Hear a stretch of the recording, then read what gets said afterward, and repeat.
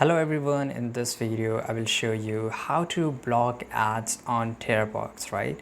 So if you're using a Terabox mobile application, then of course you're going to get a lot of ads here, and once you try to play a video from any of the links, of course there will be a lot of ads. But how you can just reduce this, right?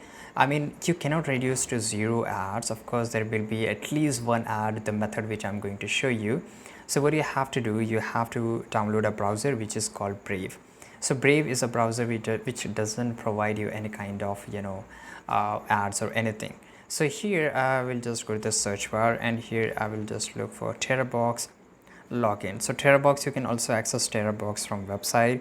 In the first stage it will ask you this, download it, and here you have to just go and click on, and it will lead you to the website. Sometimes it doesn't work because it requires you a VPN.